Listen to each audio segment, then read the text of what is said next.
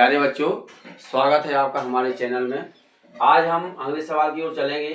तो अगला सवाल हमारा दिया गया है, एक खिलौना त्रिज्या 3.5 सेंटीमीटर वाले एक शंकु के आकार का है जो उसी त्रिज्या वाले एक अर्धगोले पर अध्यारोपित है।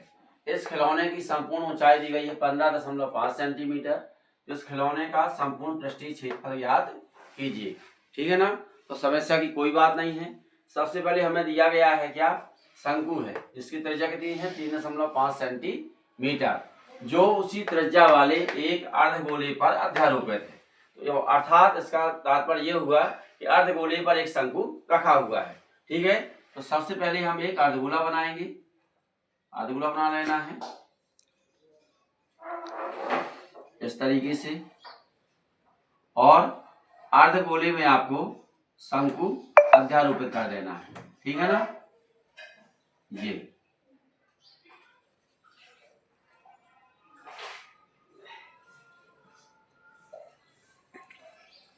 इस तरीके से। ठीक है। तो शंकु अध्यारोपित है। इस खिलौने की संपूर्ण ऊंचाई, ये जो ऊंचाई इस खिलौने की दी गई वो दी गई है हमें 15.5 सेंटीमीटर। ठीक है ना। पूरे खिलौने की संपूर्ण ऊंचाई कितनी है 15.5, और शंकु की त्रिज्या दी गई है 3.5 सेंटीमीटर। 3.5 सेंटीमीटर। अच्छा, अब हम जानते हैं कि अर्धगोले की जो ऊंचाई होती है वह इसकी त्रिज्या के बराबर होती है। तो जो ये अर्धगोले की ऊंचाई है ये कितनी हो जाएगी 3.5 सेंटीमीटर। अब इसकी सहायता से हम शंकु की ऊंचाई को ज्ञात कर सकते हैं। तो देखें, खिलौने की जो संपूर्ण ऊंचाई है 15.5 है, अर्धगोले की हो गई 3.5, तो शेष जो होगी वो हो जाएगी शंकु की ऊंचाई। ठीक है ना। तो 15.5 से 3.5 को हम हटा देंगे, कितना आएगा 12 सेंटीमीटर। ठीक है ना। इस तरीके से। अब इसके बाद हम सवाल को सॉल्व करेंगे। तो यहाँ पर जाना है आपको। सबसे पहले देखिए क्या दिया है हमें दिया गया है शंकु जिसकी त्रिज्या 3.5 सेंटीमीटर। सबसे पहले आपको यही लिखना है। तो शंकु की त्रिज्या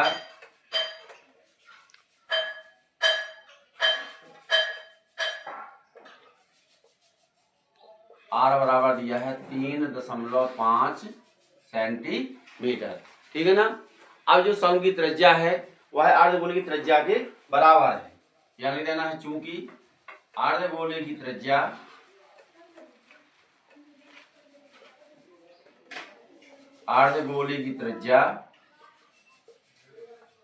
बराबर है शंकु की त्रिज्या के। ठीक है ना। तो अर्धगोले की त्रिज्या भी हो जाएगी 3.5 सेंटीमीटर। ठीक है ना, क्योंकि दोनों की त्रिज्याएं बराबर हैं। ठीक है। तो अब इसके बाद में अब हमें दिया गया है खिलौने की संपूर्ण ऊंचाई 15.5 सेंटीमीटर। तो लिखेंगे अपन खिलौने की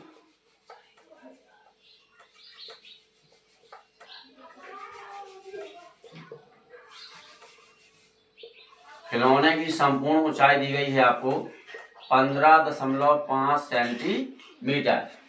और हम जानते हैं कि अर्धगोले की जो ऊंचाई होती है वह उसकी त्रिज्या के बराबर होती है। क्यों होती है? क्योंकि वृत्त के केंद्र से वृत्त को मिलाने वाला रेखाखंड वृत्त की त्रिज्या कहलाता है। ठीक है ना।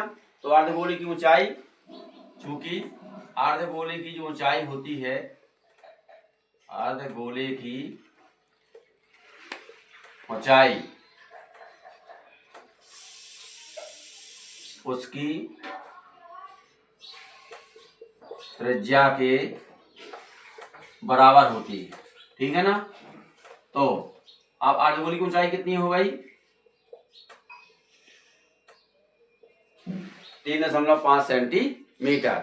इसलिए अब हम क्या करेंगे, इसलिए अब यदि आपको शंकु की ऊंचाई ज्ञात करनी है तो खिलौनों की संपूर्ण ऊंचाई में से अर्धगोले की ऊंचाई को हम घटा देंगे। इसलिए शंकु की ऊंचाई हो जाएगी, शंकु की ऊंचाई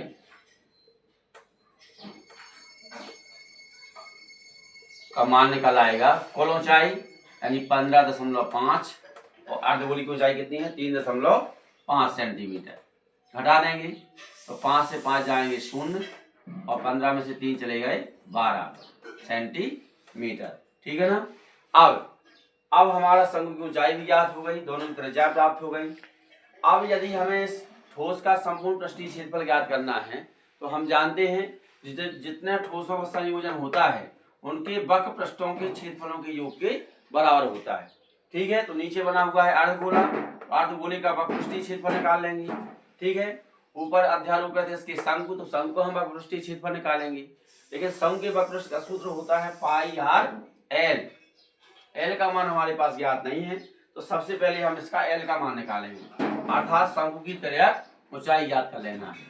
ठीक है, तो शंकु की त्रिज्या ऊंचाई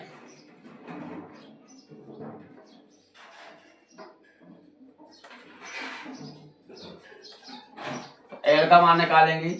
एल बराबर होता है √h का स्क्वायर और प्लस r का स्क्वायर।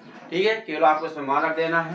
तो h का मान देखिए कितना दिया गया है, h का मान हमको दिया गया है शंकु की 12 सेंटीमीटर, यहाँ हो जाएगा 12 का होल स्क्वायर प्लस r का मान लिया है 3.5, तो 3.5 का होल स्क्वायर।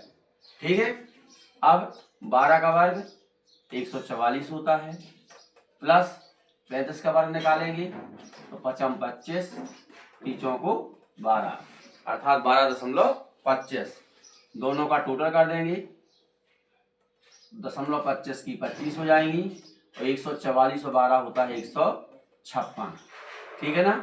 अब इसका वर्गमूल याद करेंगे अपन, तो 156 25 का वर्गमूल निकालना है। तो इसके लिए हम आपको एक विधि समझाते हैं, ब्लोगनम विधि। इसे हम देख करके बता सकते हैं इसका वर्गमूल कितना होगा। तो यदि हमारे वर्ग की संख्या का इकाई का अंक 5 है तो वर्गमूल की भी इकाई का अंक कितना होगा, 5 होगा। ठीक है, अब इसके बाद हमें दहाई का अंक निकालना है। तो दहाई में हमें दिया गया है 156, तो 12 का वर्ग होता है, यदि हम 12 का वर्ग निकाल तो आता है 144, और यदि 13 का वर्ग ज्ञात करते हैं तो वो हो जाता है 169, जो कि 156 से अधिक है। अतः दहाई के अंक में यहाँ पर हमारा आ जाएगा 12, तो इसका वास्तविक वर्गमूल हो जाएगा 125। चूंकि 2 अंक के बाद दशमलव है, 1 अंक के बाद लगा देना है, यहाँ आ जाएगा 12.5 सेंटीमीटर। ये हो जाएगी शंकु की त्रिज्या ऊंचाई। अब हमें इसका संपूर्ण पृष्ठीय क्षेत्रफल निकालना है खिलौने का। तो खिलौने में 2 ठोसों का संयोजन किया गया है, ऊपर शंकु और नीचे अर्धगोला। ठीक है ना। तो अब क्या करेंगे हम, चूंकि खिलौने का संपूर्ण पृष्ठीय क्षेत्रफल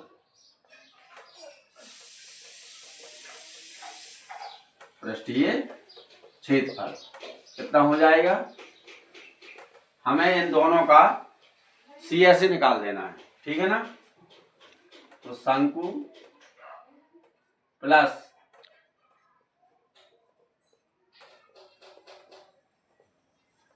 अर्धगोले का वक्र पृष्ठीय क्षेत्रफल।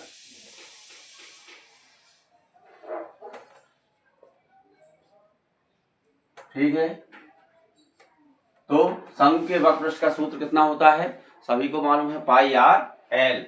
यहाँ आ जाएगा पाई आर एल, और अर्धगोले का होता है 2 पाई आर स्क्वायर। ठीक है, अब यदि देखा जाए तो दोनों में कुछ कॉमन है। क्या कॉमन है, यहाँ भी पाई है, इधर भी पाई है, यहाँ भी आर है और यहाँ भी आर है, क्योंकि दोनों के आर कैसे आपस में समान है। ठीक है, तो पाई आर आपको कॉमन ले लेना है। जब पाई आर कॉमन लेंगे तो यहाँ क्या बचेगा, एल प्लस पाई आर बाहर चले गए, यहाँ आ जाएंगे 2 पाई कॉमन में है, आर स्क्वायर से आर कॉमन चला गया, एक आर बचेगा। अब रख देना है आपको इनके मान। तो पाई का मान सभी को मालूम है 22/7। ठीक है, आर का मान कितना दिया है 3.5, तो यहाँ पर आपको आर का मान रख देना है 3.5।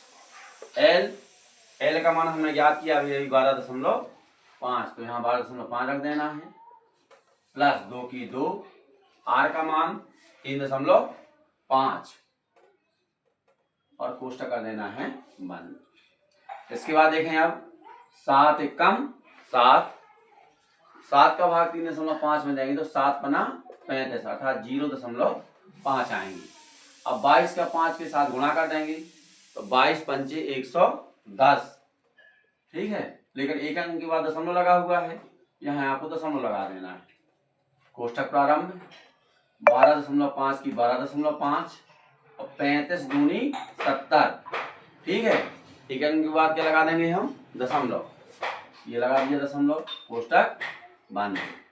तो 11 की 11 हो जाएंगी, क्योंकि दशमलव के बाद शून्य का कोई महत्व नहीं होता है। दोनों का टोटल कर देंगे हम, तो देखिए 12.5 और प्लस कर देना है 7.0, तो 5 की 5, 7 2 9, 1 की 1 अर्थात 19.5, यहाँ आ जाएंगे 19.5। दोनों का हम गुणा कर देंगे आपस में, तो 11 पचे 55 की 5, हासिल बची 5, 11 नमा 99 और 5 होते हैं 104 की 4, हासिल बचेगी 10 और 11 एकम 11 और 10 21, एक अंक के बाद दशमलव। यही हो जाएगा हमारे खिलौने का संपूर्ण पृष्ठीय क्षेत्रफल, ठीक है। इसके बाद हम अगले प्रश्न की ओर चलेंगे।